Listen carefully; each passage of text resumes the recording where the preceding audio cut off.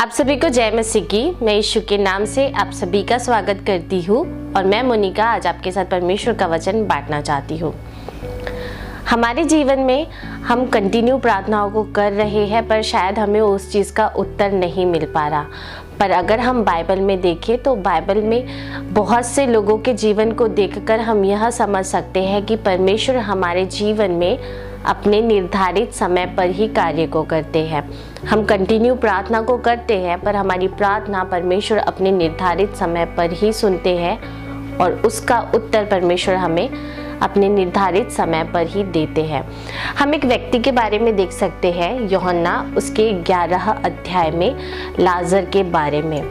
लाजर बीमार था और जब यीशु मसीह को इस चीज़ का संदेश मिला कि लाजर बीमार है तो यीशु मसीह तुरंत उसके पास नहीं गए, वह 3 दिन के बाद उसके पास गए। और जब यीशु मसीह 3 दिन के बाद उसके पास गए तो लाजर मर चुका था और यीशु मसीह जानते थे कि लाजर मर चुका है, लाजर सो चुका है।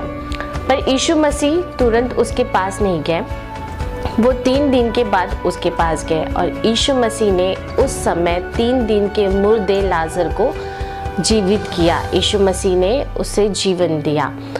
यह चीज़ तुरंत इसीलिए नहीं हुई क्योंकि वह समय परमेश्वर का निर्धारित समय लाजर के जीवन के लिए नहीं था। वह 3 दिन बाद इसीलिए हुआ क्योंकि 3 दिन बाद परमेश्वर चाहते थे कि लाजर जी उठे ताकि उसके उस जी उठने के द्वारा परमेश्वर को और यीशु मसीह को महिमा मिले।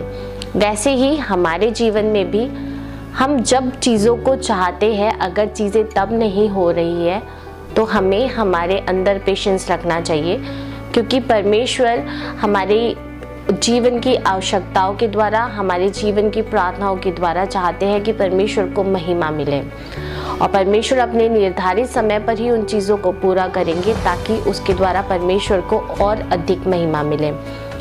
हम दूसरे एक व्यक्ति के बारे में देख सकते हैं, अब्राहम के बारे में।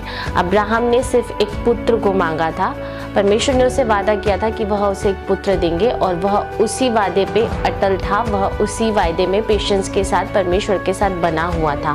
पर परमेश्वर ने उसके पेशेंस को देखकर, परमेश्वर ने उसके विश्वास को देखकर उसे एक पुत्र तो दिया ही, साथ में परमेश्वर ने उसे पूरी इजरायली जाति का पिता बनाया।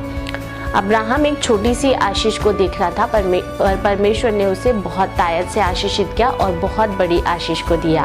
वैसे ही अगर हम पेशेंस के साथ अपनी प्रार्थनाओं में बने हैं, अगर हम पेशेंस के साथ परमेश्वर पे बने हैं तो परमेश्वर अपने समय में जो आशीष हमें देंगे वह छोटी नहीं होगी, वो बहुत बड़ी होगी और परमेश्वर जितना हमने मांगा है उससे कहीं ज़्यादा बढ़कर हमें हमारे जीवन में देंगे।